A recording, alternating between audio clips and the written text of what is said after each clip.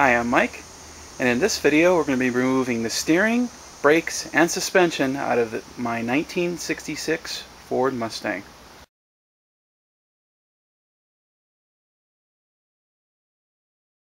I finally got the front disc brake kit for my Mustang. It's a stainless steel A120-20. It's got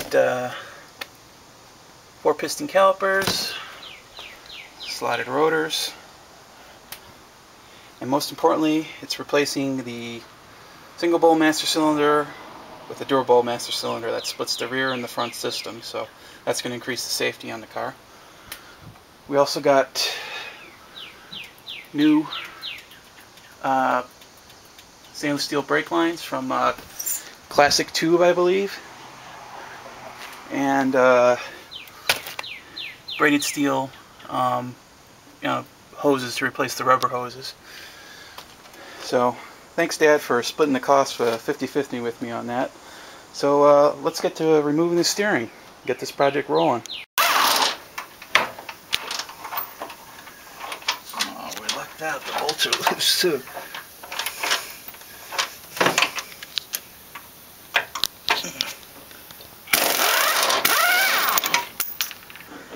Could always try heating it up with the torch, maybe that'll loosen up the rust.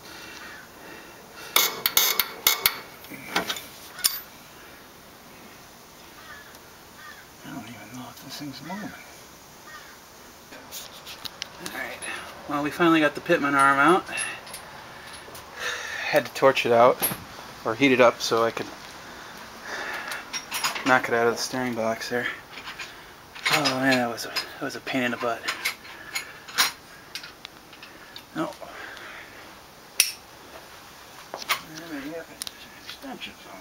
Yeah, pulling the wheel out now. And we're going to pull the steering shaft and all that out. And get the steering box out. That's the plan anyway.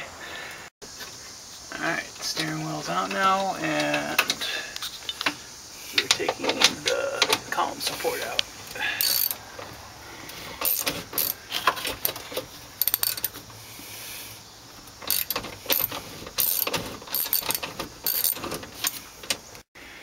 Column's out now. Now to get the steering box out and shaft. Alright, it's a bit later now. Steering box came out no problem. Obviously this job's made a little bit easier by the fact that there's no engine in here. And we were spending the rest of the afternoon getting the passenger side suspension out. Now something interesting here is someone slotted the upper control arm mounting points here. I don't know why someone would do that. So that might make doing the Shelby drop, which we're planning on doing, was basically drilling the holes about an inch lower. Supposedly improves the suspension geometry a bit. So I don't know why someone would slot those. That's strange. Anyway, I'm gonna try doing taking apart the driver's side brake and suspension. Now, a while back, a YouTube user whose name escapes me for the moment asked me to do a video when I did my brake swap. Well, this part of the video is dedicated to that guy whose name, again, I can't remember. Anyway, obviously the first thing you want to do if you're going to do a brake swap is take the drum off. So that's what we're going to be doing. But before I do that, I want to take the strut rod out. So we'll do that first. Now, if you're just doing a brake swap and don't intend on replacing your entire front suspension, you don't really need to take the strut rod off. I'm just doing it to save myself a step later. I don't know if we're lucky. Oh, yeah. Oh, it's not too bad. Thought I was going to need the breaker bar. Okay. Yeah, look at that rubber.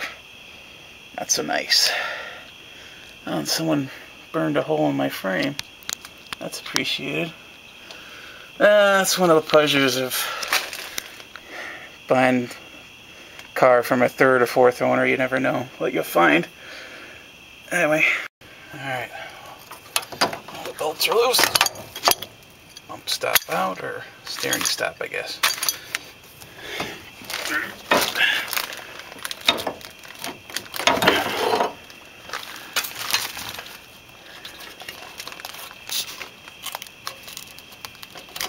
Oh, that's stuck in there. Okay, not too bad for 40-year-old rubber, but not great either. Alright. Guess I'll get the sway bar out while we're at it. Okay, our sway bar and end link are disconnected from the lower control arm now. Alright, and now we're going to get the actual brake off.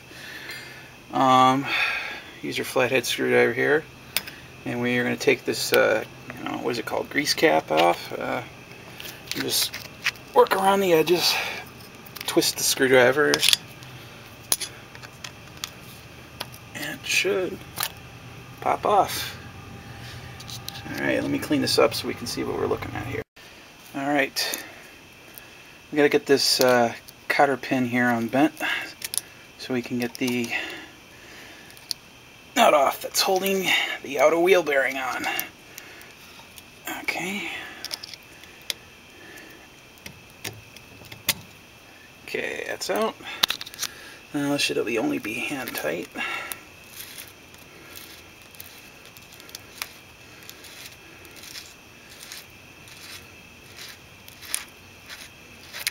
Okay, yuck. Yeah, have lots of paper towel already. This is going to be messy. Okay, let's get that washer out.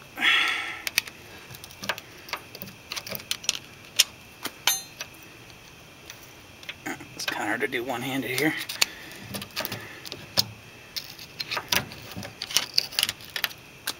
Okay, come on.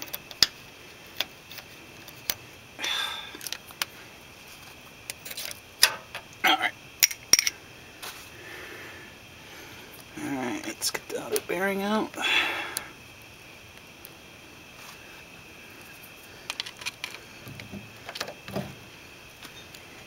Alright.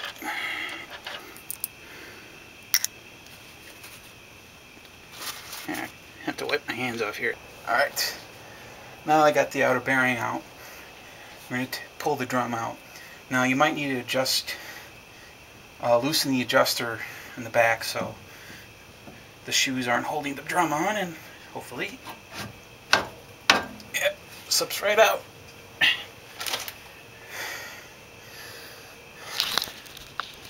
Okay.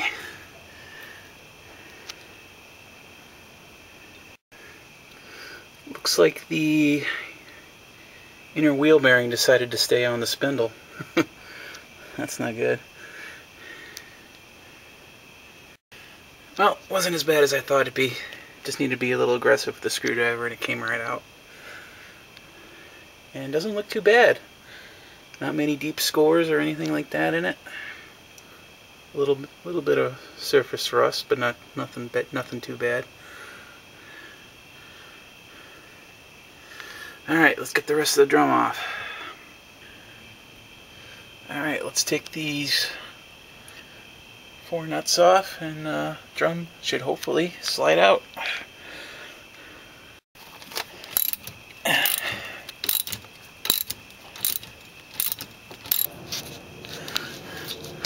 Okay, all 4 nuts are out, and if we're lucky, it should come out.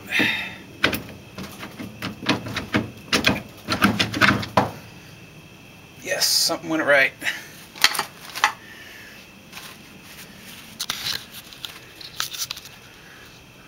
Alright, let's get the spindle out. Alright, let's get these 2 castle nuts off. And we're probably going to need old persuasion to get them loose. Well, I think I'm going to call it a night. I think I'm going to be making too much noise hammering on those to get them loose. So we'll come back to this in the morning. Alright. Lower ball joint free.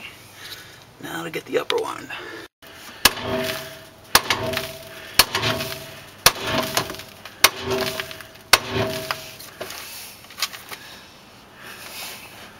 Upper one's giving us some trouble.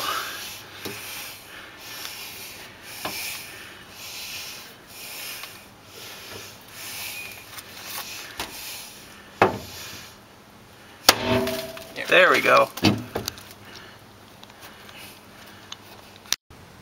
Now here's a spindle from the other side. And here's a spindle we just took off. So, obviously you can see a lot of grease that's been caked on there. So,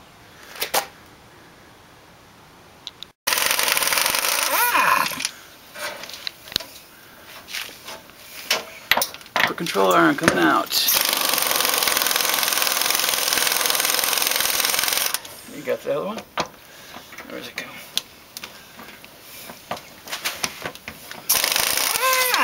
Alright. Cool. Unfortunately, with the lower control arm, we ran into a snag. I'm going to have to take the cross member out to get the bolt out. Someone put it in backwards.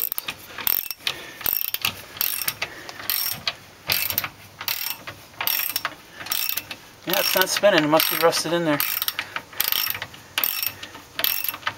he doing on the car? Is he doing anything? Or? Oh yeah, he's still working on the Camaro over there. Oh, that came right out. Okay, lower control arm out. Only things left is the sway bar. Our final suspension component is out. Well, it's a few weeks later now. I've been working on it a couple hours each day. I've been cleaning up the engine compartment, sanding it and wire brushing it. It's not perfect, but I mean, okay. I mean, I just put the first coat of satin black on there.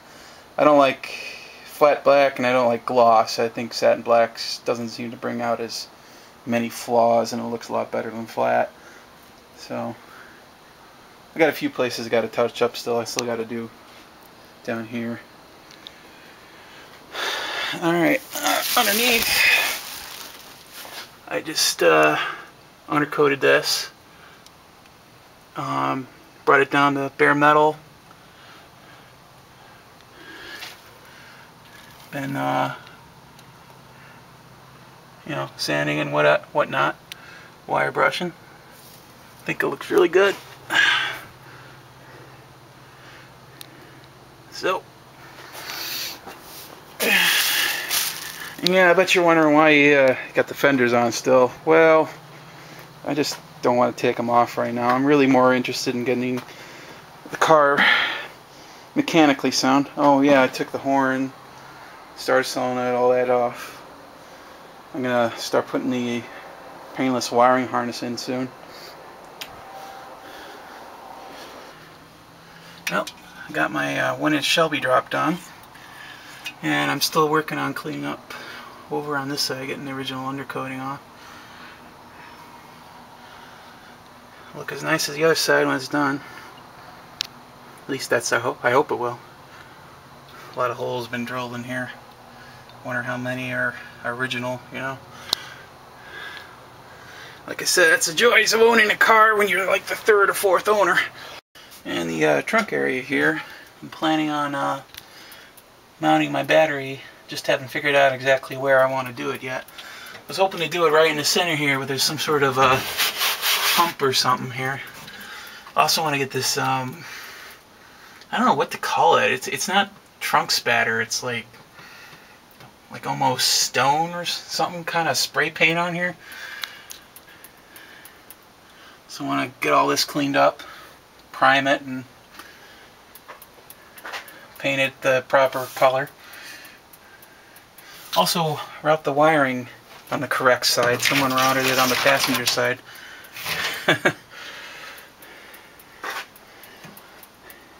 Anyway, yeah, I also wanted to build something to protect the top of the tank. I don't know, just,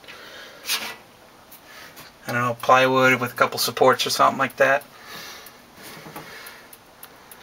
So that's it for back here. Plan on getting this wiring harness out soon. Got the dash out already. Just need to disconnect all the switches there and just sort of slowly pull it out. Get it out of the passenger side over there. Got the spindles painted and ready to go, so we're just about ready to get that front suspension, brakes, and all that back together, steering and whatnot. I'd really like to have it as a rolling chassis before, well, rolling body, I don't know, it's a unibody, whatever, before winter really strikes full force. It's starting to get really chilly now. In Chicago, it's like one day it was nice, and the next day, like, turn the switch on, it was fall. So anyway, stay tuned, guys. I'll try to get a video of the Camaro soon. I just haven't been over there. Haven't been working on it. Been working on my own car. And if you posted a comment or whatever and I haven't answered yet, I'm sorry. I'm just either working, sleeping, or working on the Mustang. So have a good one, guys. Thanks for watching.